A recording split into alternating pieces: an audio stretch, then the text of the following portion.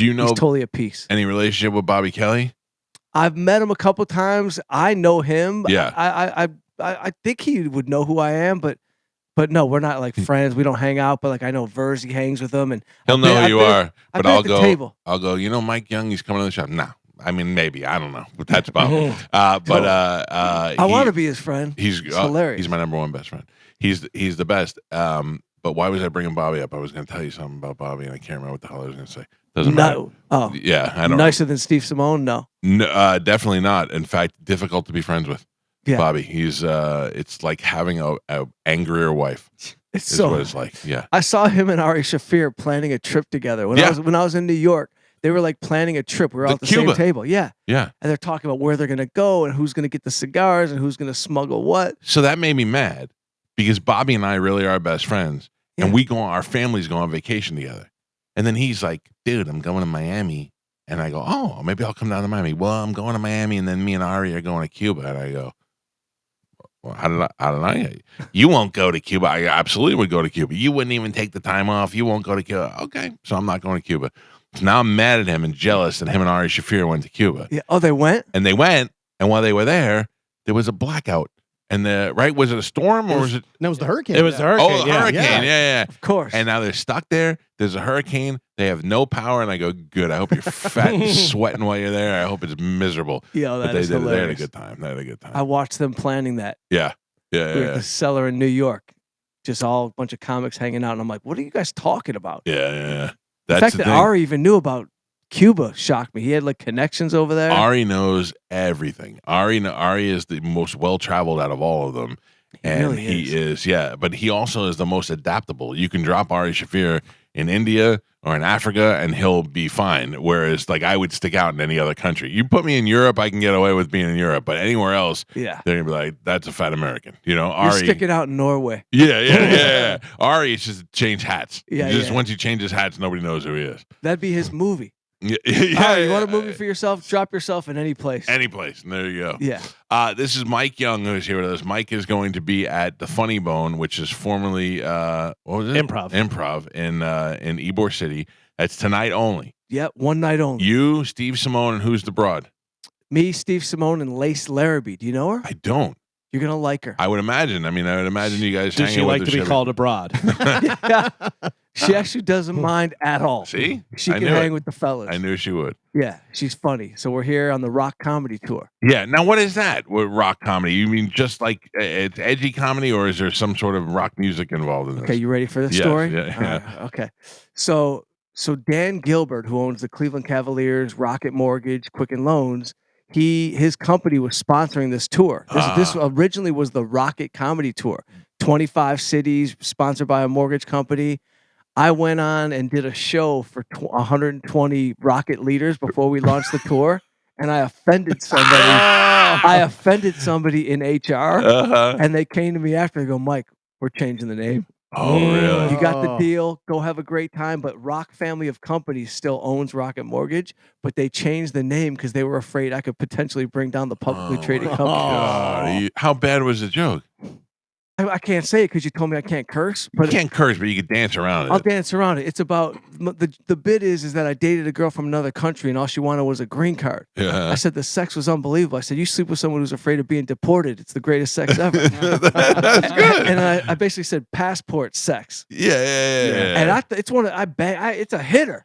That joke bangs out everywhere. Yeah. Somebody got offended. Meanwhile, they're from Canada.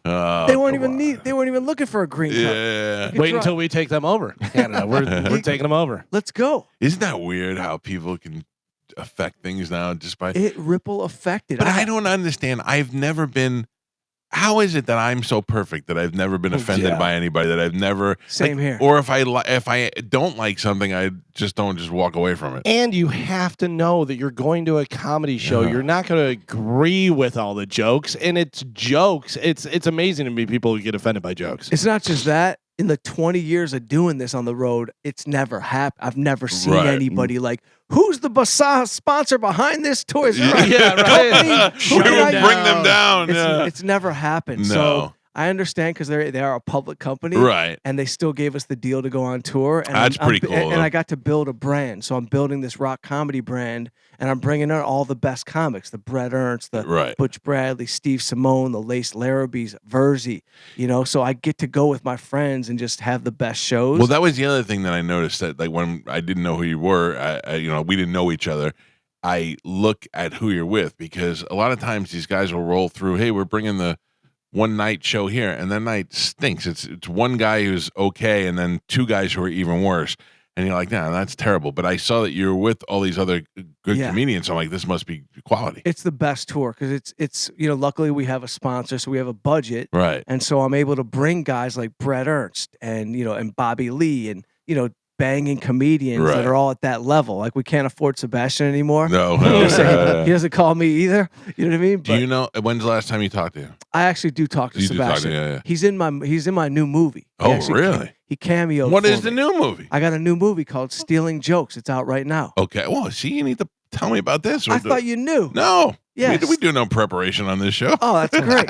So Stealing Jokes. Yeah, if you look it up, it just came out 2 weeks ago on streaming, and it hit theaters yesterday. Okay. And so are you worried that nobody goes to the theater anymore? I mean, now are you just making things for streaming? You know what? I'm trying to utilize the tour to help promote the movie, because there's a bunch of comedians in the movie. Jeff Dye. Oh, we love Jeff Dye. Yeah, Dye's in it. What a handsome man. He is handsome. Yeah. Michael Rappaport. I go around. Yeah. You got a bag for me? Yeah, I had a bag. Yeah. Day one. Yeah. By the way, the producers are calling me on like day one. They're like, Rappaport says, I told you he needs cash. He won't go anywhere until we get him his cash, Mike. We got to go to the bank and get him his money.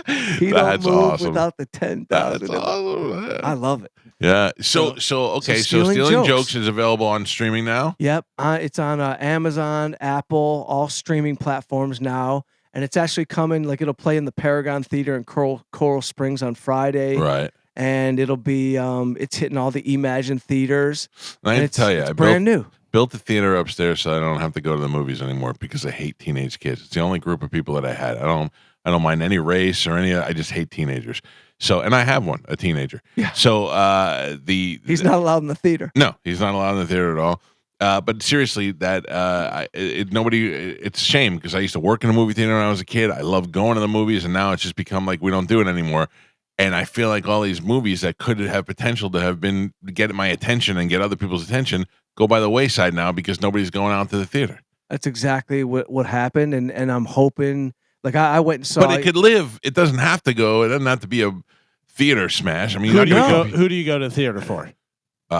Tom Cruise. Tom Cruise. Yeah. Tom Cruise. And he thanked That's us. He thanked us for doing it. Tom, before you go see Top Gun 2, he came on and he said thank you to everybody for coming to the theater to see the movie. And I was like, no problem, Tom. You're welcome, Tom. Yeah. We did it for you. Mike's like, I'm not going to see Complete Unknown unless Tom Cruise is playing. That's right. So Stealing Jokes is a movie about comedy. It's about four comedians that go on the road and they become bandits. They rob the comedy club who stiffed them. Oh, I like that. And now they got to get the gangster his money back. Rappaport's the gangster. Of course. They got to get him his money back. And simultaneously, there's a comedian, Luke Null. Have you heard of him? I don't know Luke. Luke was on SNL, got fired after a year. Oh, nice. So I love dudes that get fired from places. So he plays like a YouTube star that steals Jeff Dye's joke and becomes super famous. Oh, wow. So they got to bring down the house. So they're going to take down, like, he's like a Jake Paul type of character. Yeah. So they take down the big house. And things go awry. Who are the other comedians? Jeff Dye? Dustin Ibarra. Okay. Jeff Dye. This kid, HaHa Davis. Have you met HaHa? No, but super funny. What an appropriate name. Yeah, super appropriate. And he's from Detroit, which is where we shot it. Okay. So they're in it. Sebastian, Verzi cameos for me. Really? So I had these little cameos throughout. I had comedians. I told them, before, we shot the actual narrative piece, the whole movie, but I wanted comedians to tell stories of times they were ever stiff. Oh, yeah. They all got them. Yeah. And so Verzi had the funniest. He's like, this guy tried to pay me in cocaine and vintage coins. Vintage coins. I would have took the coins. He did. Yeah. He took the coins. Oh, he goes so and funny. he gave the cocaine to his opener. So I had him, Sebastian, Tony Rock, Annie Letterman. I had a bunch of great comedians, Pauly Shore. They all told their stories. And so in the credit roll at the end, and then the movie opens with a couple stories with me, Tony Rock, and Sebastian. That's pretty cool. And Sebastian tells us one where he did like a corporate gig, And he goes, they paid me in a check, and I felt the paper. It was like cardboard, so I knew something was wrong. He goes, I took it to the bank. They go, hey, this is fraud. He goes, yeah, I know. I was just making sure. And then he looks in the camera. He goes, I got scammed. And so that's kind of how the movie kicks off. Right. And then boom, we go That's into a great idea. Thanks. Do you know he can't swim? Sebastian? He's got a pool. He can't swim. He's taking swimming lessons. Oh, that I did know. I did know he was taking. I went to his kid's birthday party. He's like when she was like 3. Yeah. There was a horse, a donkey, a pony.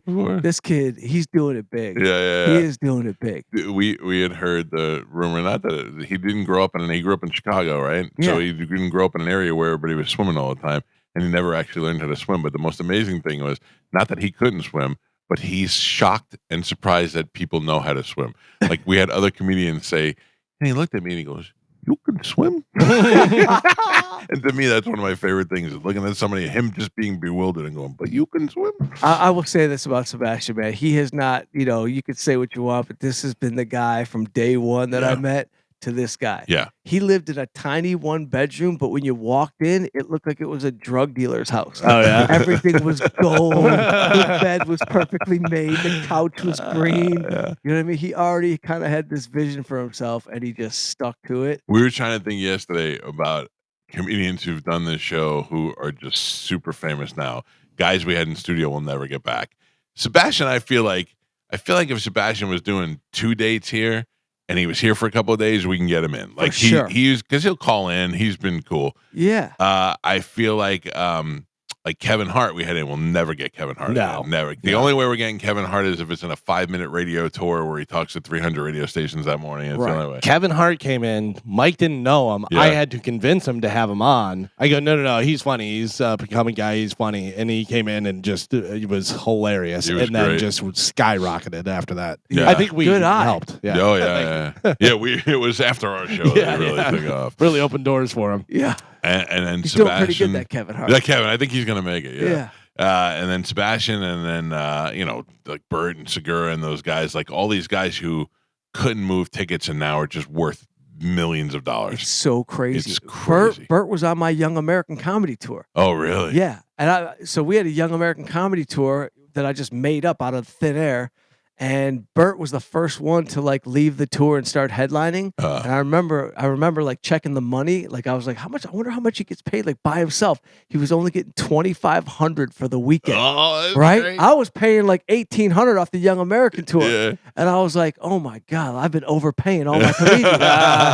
But Bert was the first one that left the tour. And then shortly after that, Sebastian, you just couldn't touch him. No. I knew it was over when we did Gotham in New York, and Sebastian sold out literally like 16 shows in a row. Yeah, that's amazing. And I was opening for him, and it was such a run. It was unbelievable. Do you know a guy named, I forgot his name now. Who's the guy that we had him on? Jewish guy that did the Howard Stern impression. Elon Gold. Yeah. Elon Gold. Yeah. I had seen Elon Gold on the Late Late Show with what's his face? Kilborn? Kilborn. Yeah. Back in the day when it was great. And I remembered him. I just remembered. So I was reading an article that he was in town doing a theater somewhere, and I'm like, how is this guy? I haven't seen him do anything. How is he doing a theater? I've never seen him at the comedy club. So I reached out to have him on the show, and he came on the show, and he was great. And he's like, yeah, my show sold out, so we didn't really have to do any advertising for it. And he's like, I just came because you guys asked me to. And I was like, oh.